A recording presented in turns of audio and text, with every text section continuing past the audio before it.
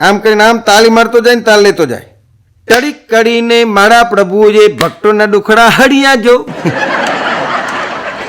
આવી રીતે મારા પ્રભુજીએ ભક્તોના દુખડા હળિયા જો.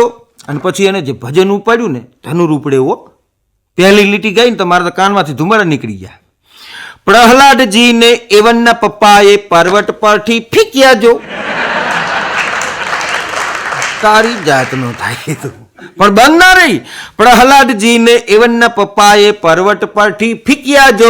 ટડીક કરીને મારા પ્રભુએ એવનનો કેચ કીધો જો. કેચ કીધો તો પણ હવે અમારે લેવાના એની પાસેથી હતા. જાઉં ક્યાં? ટડીક કરીને મારા પ્રભુએ ભક્તોના દુખડા હળિયા જો. એને જ્યાં બીજી લીટી ગઈ ને સાહેબ ત્યાં તો મારી ચોટલી ઊભી થઈ ગઈ. એવા ભેખડે ભરાય. પણ આ આલમ ગજબ છે ઈશ્વરનો, એમાં બુદ્ધિશાળી કોઈ તમામ નથી. હું તમને એ કહેતો હતો કે આવા આયા ક્યાંથી?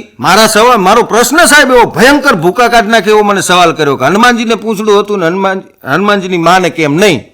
અને હું હલવાણો ક્યાંથી આયા હવે કહું શ્રીદત્તભાઈ, ખાસ ઉપાડજો. સમુદ્ર મંથન થયું ને, દેવો દાનવ ભેગા થયા હતા. દેવો દાનવ ભેગા થઈને દરિયો વલોયો કે દેવ દાનવ મળ્યા સાથ અચરજ ઘણી કર્મ જોગે કરી સંપ કીધો.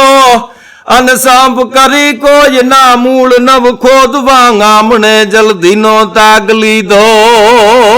દેવ દાનવ મળ્યા સાથ અચરજ ઘણી કર્મ જોગે કરી સંપ કીધો. સંપ કરી કોઈના મૂળ નવ ખોદમાં આમણે જલ્દીનો તાગ લીધો. પછી 14 રત્નો મળ્યા ગર્વ ગગને અડ્યો અને વિજયનો મહદ થંભ ત્યાં ખોડ્યો. 14 રત્નો મળ્યા આ બધી તમને ખબર છે. પછી અંદરથી અમૃત નીકળ્યું, ઝેર નીકળ્યું. છેલ્લે ગળગળતી દોટ મૂકીને શંકર ભગવાન પાસે ગયા. શંકર ભગવાને કીધું પ્રભુ ઝેર નીકળ્યું. શંકર ભગવાન કે લાવો પી જવું. ગળામાં રાખ્યું. નીલકંઠ કહેવાના. આટલે સુધી તમને ખબર છે. હું એનાથી આગળ લાવ્યો. કિસી સે મેરી મંजिल का पता पाया नहीं जाता, जहां हम हैं फरिश्तों से वहां आया नहीं जाता. किसी से मेरी मंजिल का पता पाया नहीं जाता, जहां हम हैं फरिश्तों से वहां आया नहीं जाता.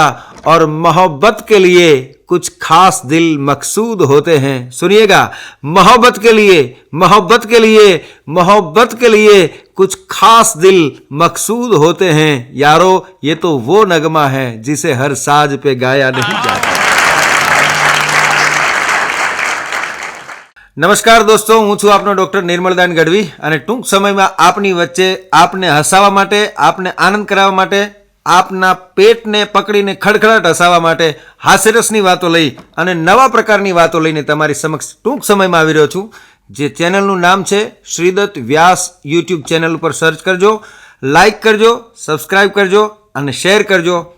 તમારું પેટ પકડી અને ખડખડાટ ગાંડા કરવા માટે આવું છું. જય માતા.